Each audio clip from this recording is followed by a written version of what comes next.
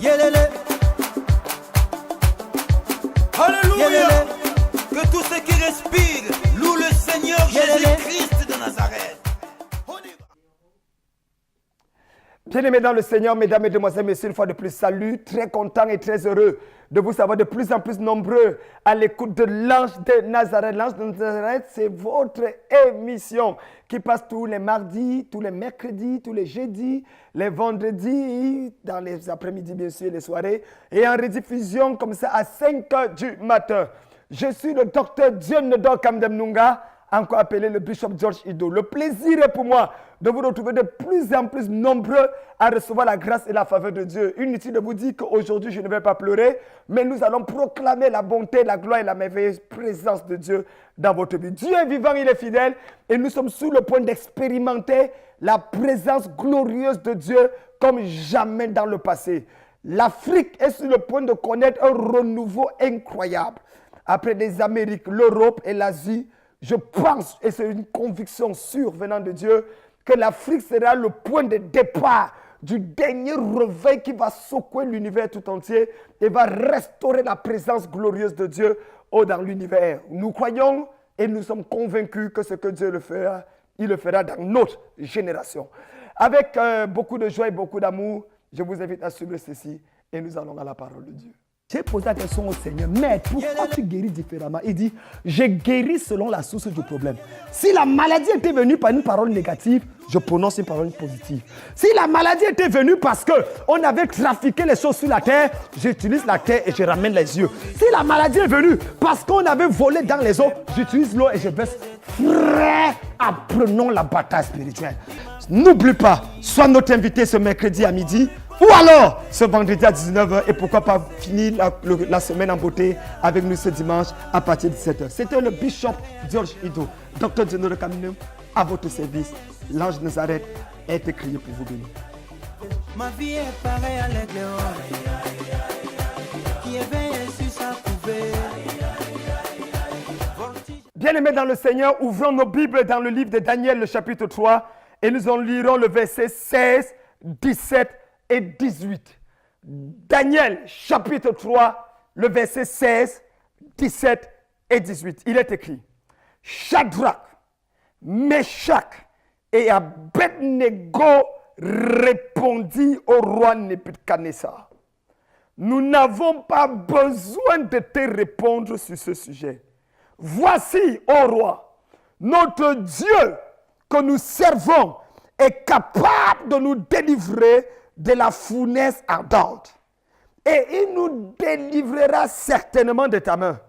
Mais, même s'il ne le fait pas, nous ne servirons pas tes dieux et nous n'adorerons pas la statue d'or que tu as élevée. Je prêche aujourd'hui sur le thème, même s'il ne le fait pas. Dis avec moi, même s'il ne le fait pas. Encore une autre fois, même s'il ne le fait pas. Mesdames, mesdemoiselles, messieurs, au 6e siècle avant Jésus-Christ, Nebuchadnezzar, roi de Babylone, décida d'envahir le territoire, la terre promise, le peuple juif.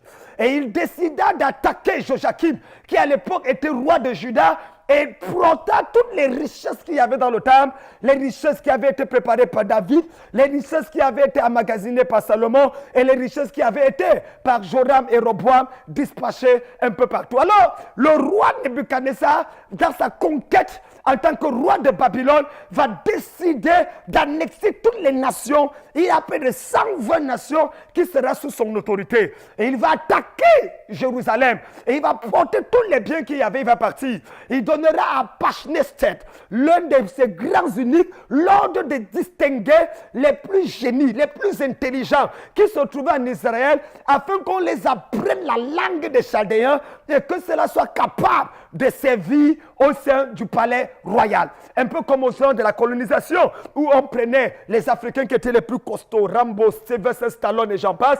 Et aujourd'hui, dans le néocolonialisme, on utilise les gens qui sont les plus intelligents. C'est ce qu'on appelle l'immigration sélective. On pousse les gens qui sont intelligents à pouvoir fonctionner et on va même plus loin au niveau du Canada et on amène les gens d'une manière ou d'une autre qui sont des gens intelligents qui devaient développer les nations africaines se retrouvent malheureusement à Montréal, au Québec et j'en passe. Mais ce qui est intéressant, c'est qu'il n'y a rien de nouveau sous le soleil. Il va dire, choisissez des jeunes hommes qui en réalité sont des génies et on va les apprendre en langue des Chaldéens. Parmi ces gens qui ont été choisis, il y avait un homme appelé Daniel, Shadrach, Meshach et Abednego. Ces 4 personnes étaient de la tribu de Juda. Ces 4 personnes avaient une alliance avec Dieu, une relation personnelle avec Dieu. Ces 4 personnes savaient que la bénédiction n'est pas géographique, mais elle est spirituelle. Ils savaient que peu importe l'endroit où on te met, si Dieu est avec toi, tu peux réussir. C'est sur cette base qu'ils sont restés intègres avec Dieu. Pas comme certains aujourd'hui qui sont des bishops en Côte d'Ivoire, mais qu'ils arrivent en France, ce sont des braqueurs. Pas comme certains aujourd'hui qui sont en réalité des sœurs qui chantent la chorale à Yaoundé, à Douala, au Cotonou, au Bénin, mais qu'ils arrivent en France et deviennent des prostituées. Non, ce n'est pas de ce genre de chrétiens dont je parle. Je parle des chrétiens qui, que ce soit en Afrique, en Europe, en Asie ou en Amérique, ils ont leur relation personnelle avec Dieu. Ils ont une intimité avec Dieu. Ils ont un attachement profond avec Dieu. Sur cette base-là, la Bible déclare qu'à ce moment précis, le roi va avoir un rêve. Et dans ce rêve, il va même oublier le rêve et il va appeler les satrapes, les magiciens, leur demander de raconter le rêve. On va appeler Daniel et Daniel va demander 3 jours. Daniel va prier Dieu et Dieu va révéler le rêve. Oh my God. Je prie pour quelqu'un ici. Parce que chaque roi a un rêve. Et c'est celui qui interprète le rêve qui gouverne. Joseph a interprété le rêve de Pharaon, il est devenu premier ministre. Daniel va interpréter le rêve de Nebuchadnezzar, il deviendra premier ministre. Frère, peu importe ta nationalité, ton background, que tu sois fugitif, que tu sois esclave, que tu sois rejeté ou abandonné sans papier, le problème n'est pas les papiers. Est-ce que tu as la capacité d'interpréter le rêve? Il y a des rois, des ministres, des sénateurs, des députés, des hommes d'affaires milliardaires qui ont des rêves, mais ils ne savent pas qui peut interpréter leurs rêves. Je prie pour toi aujourd'hui que Dieu te donne la capacité d'interpréter le rêve de ton patron, le rêve de ce chef d'entreprise, le rêve de ce ministre, le rêve de ce président de la République. Je prie pour quelqu'un que l'Église se lève et interprète les rêves de la politique et ramène l'ordre là où il y avait le désordre. La Bible dit Daniel va prier et Dieu va lui montrer le rêve et l'interprétation du rêve. Quand il va interpréter le rêve, l'histoire est simple. La Bible dit qu'à ce moment précis, Daniel sera nommé gouverneur et Shadrach, Meshach et Abednego vont régner dans la région de Babylone, tandis que Daniel, lui, il est au palais royal. Ma Bible est claire là-dessus et c'est très important. Lorsque Meshach, Shadrach et Abednego sont nommés gouverneurs à Babylone, certaines personnes prises de jalousie vont aller vers le roi et dire: roi, cette statue que tu as placée, devant laquelle tous tes sujets doivent se prosterner et adorer, il y a des Juifs que tu as placés dans ce territoire. Ils refusent de se prosterner devant ta statue. Et le roi est pris de colère. Mesdames, mesdemoiselles, messieurs, est-ce que tu sais que la jalousie est la mère de la sorcellerie? En fait, la première école, le premier cours qu'on donne à tout sorcier, c'est l'école. Si tu ne valides pas le texte de la jalousie, tu ne peux pas être un véritable sorcier. Par jalousie, ils sont allés voir Nebuchadnezzar. Le roi ne s'est pas rendu compte que Shadrach, Meshach et Abednego ne se prosternaient pas. Mais ce sont des gens qui les ont espionnés et qui sont allés reporter. Je prie devant Dieu que tout esprit de jalousie autour de toi soit exposé et soit démasqué au nom de Jésus-Christ de Nazareth. Mes frères, lisons la Bible. À ce moment précis, ma Bible est claire. Meshach, Shadrach, Abednego vont être convoqués devant le roi. Et le roi va dire, oh, Shadrach, Meshach, Abednego, est-ce que c'est de manière volontaire que vous refusez de vous prosterner devant moi? Et qu'est-ce que Meshach va dire? Meshach va dire, oh roi, sache que le Dieu que nous servons est capable de nous délivrer de la fournaise ardente, de ce feu qui a tué les gens avant nous et qui tuera certainement les gens après nous. Notre Dieu que nous servons est capable. Mais, s'il ne le fait pas, sache que nous sommes déterminés à ne jamais nous prosterner devant une certaine statue. Ah, le visage du roi va changer. Et pris de colère, il va ordonner qu'on les jette dans la fournaise. Avant de vous dire ce qui se passe dans la fournaise, voici la clé de mon message. Même s'il ne le fait pas, la faiblesse du christianisme aujourd'hui réside à cette phrase simple qui a disparu des lèvres des pasteurs, des lèvres des chrétiens, des lèvres des bishops, des lèvres des prophètes et des apôtres. Dieu est capable de me donner un mariage. Même s'il ne me donne pas, je ne veux pas aller servir Satan. Dieu est capable de me rendre riche. Même s'il ne me rend pas riche, je ne vais pas aller dans la Rose-Croix ou dans la franc-maçonnerie pour avoir l'argent. Dieu est capable de me donner un enfant. Même s'il ne me donne pas un enfant, je ne vais pas aller chercher les enfants dehors. Dieu est capable de me donner un mari. Même s'il ne me donne pas, je n'irai pas épouser un musulman. Je n'irai pas épouser un bouddhiste parce qu'à tout prix, il me laisse aller à l'église. Non! La faiblesse de l'église réside au fait où nous ne sommes pas prêts. Comme disait Martin Luther King Jr. Quand il disait, la seule foi salvatrice est celle qui se jette à Dieu, à la vie et à la mort. Oui, c'est la seule foi qui sauve. Pas une foi rangée qui dit que si Dieu ne me bénit pas, Seigneur bénis-moi, mais je compte sur mon oncle. Seigneur bénis-moi, mais ma tante est DG. Seigneur bénis-moi en passant par mon cousin qui est ceci. Non, la véritable foi ne compte pas sur un homme. Le Meshach, Shadrach, Abednego dit, l'omnipotence de Dieu ne souffre d'aucun doute. La volonté de Dieu ne souffre d'aucun doute. Il est capable de nous délivrer. Il est capable de nous bénir. Il est capable de nous faire voyager. Il est capable de nous guérir de cette maladie. Il est capable de ressusciter ce mort. Il est capable. Dieu est capable de le faire. Oui. Mais, même s'il ne le fait pas, les genoux sont trop précieux pour se prosterner devant une image taillée. Même s'il ne le fait pas, le cœur s'y est trop important pour Dieu, pour se tourner vers les idoles sacrifiées. Même s'il ne le fait pas, ma bouche est trop précieuse pour commencer à dire des choses qui ne glorifient pas mon Seigneur. Même s'il ne le fait pas. Église aujourd'hui, quelle est ton attitude quand tu pries, Dieu ne répond pas? Quelle est ton attitude quand tu jeûnes et tu n'as pas de réponse? Quand à 40 ans tu attends le mari, ça ne vient pas. Et on te dit, la bénédiction d'Abraham est mienne. La bénédiction d'Abraham est mienne. Faux! Ça ne peut jamais être pour toi. Tu sors d'où? Tu es un enfant bâtard.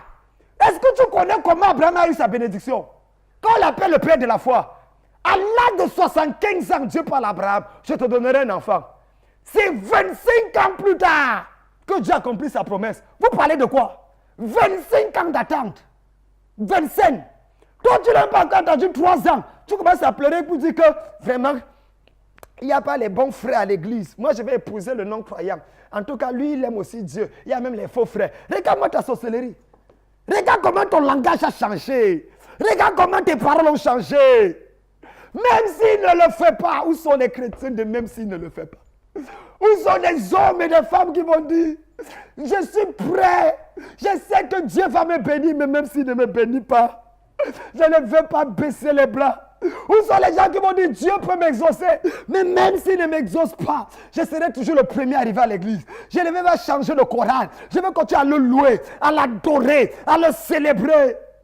Lisez Joseph, Dieu à 17 ans dit à Joseph, que, oh jeune homme, tu seras le grand au milieu de tes frères. Qu'est-ce qui se passe après? Ses propres frères le jettent dans le puits, le vendent comme esclave.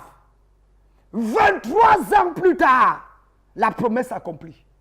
Vous lisez la Bible comment? À 17 ans, Dieu dit à David, tu deviens roi. On le ordonne, l'onction dit, mbrakaka, imbrokoko, likaka, reçoit l'onction royale. Il tombe sous l'onction, il se réveille. Après, on l'envoie garder les brebis. 23 ans plus tard, à l'âge de 40 ans, il devient roi en Israël. Mon frère, il faut qu'on soit vrai. Le genre d'évangile qu'on nous prêche là a un problème. Je disais dans un direct dernièrement, quel est ce genre de prophètes qui sont adulés par les gens de ce monde?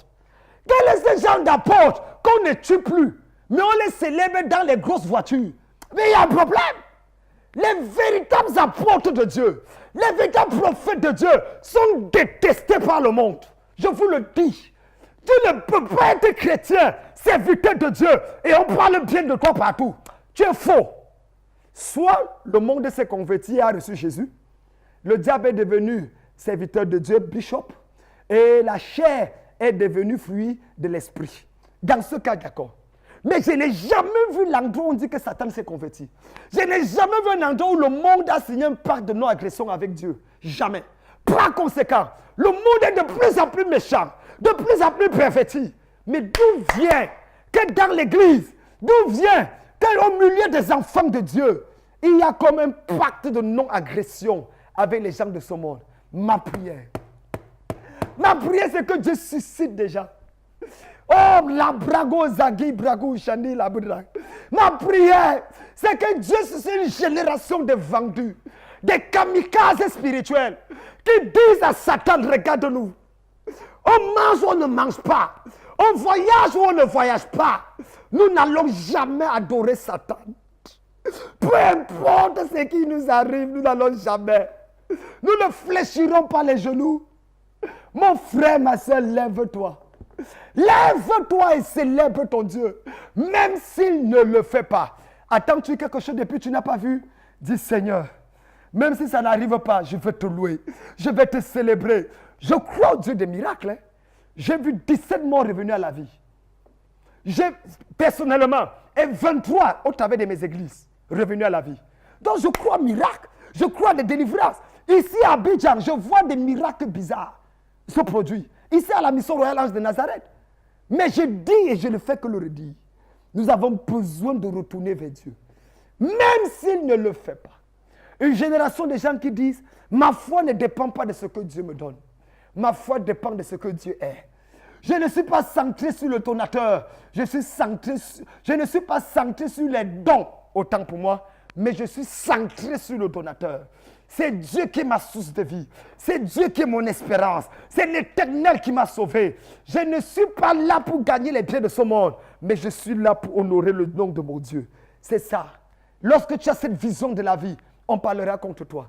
J'imagine un peu les réseaux sociaux parler de Jésus aujourd'hui. Hé, vous avez entendu la nouvelle? Jésus a dit que celui qui ne mange pas sa chair et ne boit pas son sang ne peut avoir la vie éternelle. Mon frère, toute personne qui juge un homme de Dieu sur la base des réseaux sociaux est encore une personne charnelle. Un homme de Dieu, c'est juste une révélation et non sur information. Jésus a dit à ses disciples, que dit-on que je suis? Information. Ils disent, à Google, on dit que tu es Jérémie. À YouTube, on dit que tu es Jean-Baptiste qui est ressuscité. À Facebook, on dit que tu es l'un des prophètes qui est mort, qui est revenu. Et il se tourne, il pose la question. Vous-même, vous dites que quoi? Et Pierre, par révélation, dit tu es le Christ, le Messie. Ne regarde jamais quelqu'un sur la base des informations, mais sur la base de la révélation. Qu'est-ce que Dieu te dit? C'est ça que ça avance. Je vais prier pour toi. Oui, tu es en train de dire, Seigneur, j'ai failli. J'ai faibli. Devant la statuette, je me suis prosterné. Et ce qui m'intéresse avec cette statuette, oh mon Dieu, la Bible dit qu'on les a jetés, liés dans le feu. Mais on les a trouvés dans le feu sans lien. Marchant avec les mains dans la poche. On les a liés, on a mis dans le feu. Il y a des problèmes qui arrivent dans ta vie pour te délivrer. Il y a des épreuves qui arrivent dans ta vie pour te bénir.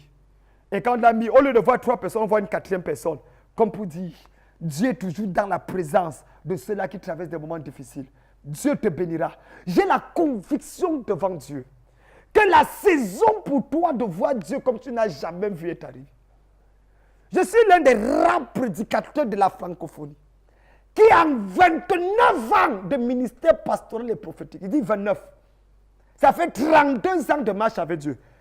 La première église que j'ai créée il y a 29 ans, créer une église, pas pasteur d'une église, une église que j'ai créée il y a 29 ans. C'est un des prophètes qui sont et des bishops qui sont là encore, et dormaient encore dans les bars à l'époque là. 29 ans. Enlève 29 ans de ta vie, tu me dis quel âge tu as. Donc le plus souvent, les gens bavardent, mais ne comprennent pas où on va. Avant de parler de ma gloire, comprends mon histoire. D'où vient cet homme? Il sort d'où? Il sort d'où?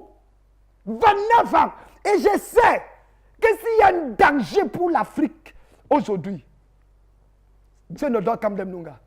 Oui, la rose au croix sera mise à terre. La franc-maçon sera mise à terre. Frère, j'ai décidé dans ma vie que Satan ira en enfer avec une blessure sur le visage que c'est moi qui lui ai donné. Ça, c'est ma décision. Il le sait. Je le lui ai dit et je le rappelle. Satan ira en enfer avec une blessure sur le visage. Quand il verra la blessure là en enfer, il dira, qui a fait ça? Il dira, il y avait un gars appelé Kamdem Nunga Dionodor. C'est lui qui a fait ça. Je prie pour toi. Que tu arrives à un niveau dans la vie où ce que les gens disent ne t'influence pas. Que tu arrives à un niveau dans la vie où ce que les gens pensent ne t'influence pas.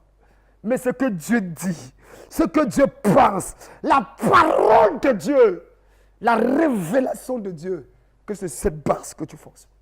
Et ce n'est qu'avec ça que tu verras la gloire de Dieu. Que Dieu te bénisse. Même s'il ne le fait pas, c'est ça la parole. Amen. J'ai posé la question au Seigneur, mais pourquoi tu guéris différemment? Il dit, j'ai guéri selon la source du problème. Si la maladie était venue par une parole négative, je prononce une parole positive. Si la maladie était venue parce qu'on avait trafiqué les choses sur la terre, j'utilise la terre et je ramène les yeux. Si la maladie est venue parce qu'on avait volé dans les eaux, j'utilise l'eau et je baisse. Frère, apprenons la bataille spirituelle. N'oublie pas, sois notre invité ce mercredi à midi. Ou alors, ce vendredi à 19h, et pourquoi pas finir la semaine en beauté avec nous ce dimanche à partir de 17h. C'était le bishop George Ido, docteur Dionodor de Kamdem, à votre service. L'ange de Nazareth a été crié pour vous bénir. Ma vie est pareille à l'aigle qui éveille sur sa couvée. Oui, même s'il ne le fait pas, nous avons un quatrième homme dans la fosse. Dans nos problèmes, dans nos difficultés. La vie chrétienne n'est pas la marche sur les pétales de rose. La vie chrétienne est parfois une marche pénible et difficile sur les tessons de bouteille. Oui, tu as des blessures, tu traverses des moments difficiles, tu pries, tu attends que Dieu réponde, ça tarde d'arriver et tu te rends compte que parfois ce n'est pas toujours l'exaucement à la prière qui est le point crucial de la prière, mais c'est le fait de connaître Dieu dans l'attente de l'exaucement à la prière. Qu'est-ce que je dis? Ce n'est pas toujours l'exaucement de la prière qui est la clé de la prière, mais c'est parfois l'attente, la révélation de Dieu dans l'attente de l'exaucement à la prière qui fait la véritable maturité spirituelle. Frères et sœurs dans le Seigneur, merci de rester connectés de plus en plus. Et vous êtes nombreux et je vous déclare le ciel sur vos vies, la grâce sur vos vies, la bénédiction. Vous êtes bénis par ce message. Eh bien, contactez-nous au travers de ce petit écran. Appelez-nous, nous allons prier pour vous. J'annonce un événement exceptionnel.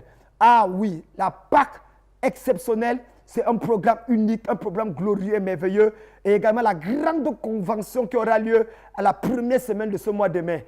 Première semaine du mois de mai qui arrive, nous avons une convention exceptionnelle avec le révérend Tiantia du Nigeria, le bishop Joshua Talina et beaucoup d'autres hommes de Dieu. La conférence des hommes de Dieu, la conférence pour l'Afrique francophone. Que Dieu vous bénisse. Ça aura lieu ici, bien sûr, à la mission royale Ange de Nazareth à Bonoumen. Plus de 150 pasteurs. Tous mes pasteurs, ils viendront de l'Afrique, ils viendront de l'Europe, ils viendront de l'Amérique. Tous mes fils et mes filles dans le spirituel seront là pour un moment inédit. Vous êtes à l'intérieur du pays, préparez-vous. Appelez-nous pour vous inscrire pour cette grande conférence pastorale et ministérielle que nous allons organiser du 1er au 5 mai 2019. Que Dieu vous bénisse. C'était le docteur Dionodor Kamdem Nunga, Bishop George Ido. Amen. Yelele. Alléluia. Que tous ceux qui respirent louent le Seigneur Jésus-Christ de Nazareth. On y va. L'éternel conduit son peuple haut. Il n'y avait pas